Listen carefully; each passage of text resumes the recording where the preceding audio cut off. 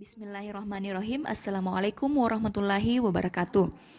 Pada mapel PKN kelas 9 yang akan kita pelajari pada bab pertama adalah dinamika perwujudan Pancasila sebagai dasar negara dan pandangan hidup bangsa.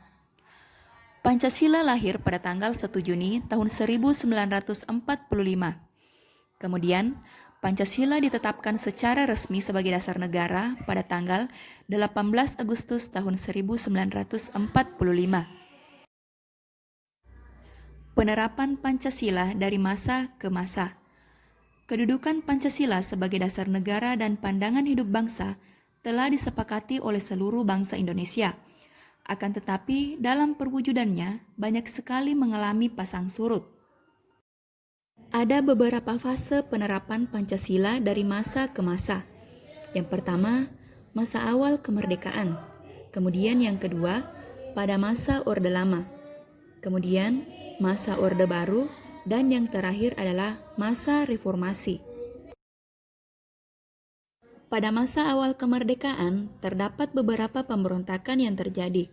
Yang pertama, pemberontakan Partai Komunis Indonesia atau PKI, yang terjadi di Madiun pada tanggal 18 September tahun 1948. Pemberontakan ini dipimpin oleh Musso. Tujuan utama daripada pemberontakan ini adalah mendirikan negara Soviet Indonesia yang berideologi komunis. Kemudian pemberontakan Darul Islam atau Tentara Islam Indonesia, DITII, di mana pemberontakan ini dipimpin oleh Sekar Maji Marijan Kartosuwiryo. Pemberontakan ini ditandai dengan didirikannya Negara Islam Indonesia atau NII oleh Kartosuwiryo pada tanggal 7 Agustus tahun 1949. Tujuan utama didirikannya NII adalah untuk mengganti Pancasila sebagai dasar negara dengan syariat Islam. Tetapi, gerakannya bertentangan dengan ajaran Islam yang sebenarnya. Akhirnya, Kartosuwiryo bersama para pengikutnya ditangkap pada tanggal 4 Juni tahun 1962. Selanjutnya, pemberontakan Republik Maluku Selatan atau RMS. RMS merupakan sebuah gerakan separatisme yang dipimpin oleh Christian Robert Stephen Somokil. Tujuan utama daripada pemberontakan ini adalah untuk membentuk negara sendiri yang didirikan pada tanggal 25 April tahun 1950. Selanjutnya, Pemerintah Revolusioner Republik Indonesia atau Perjuangan Rakyat Semesta, yang dipimpin oleh Syarifuddin Prawira Negara dan Vence Sumual tahun 1957 sampai tahun 1958 di Sumatera dan Sulawesi.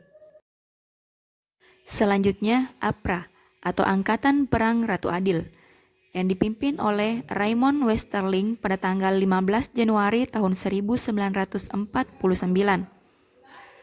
APRA telah melakukan serangan kudeta terhadap pemerintah Republik Indonesia pada tanggal 23 Januari tahun 1950 dan berhasil menduduki wilayah Bandung serta berhasil menewaskan beberapa tokoh bangsa, di antaranya Menteri Pertahanan Sultan Hamengkubuwono IX dan Sekretaris Jenderal Ali Budiarjo.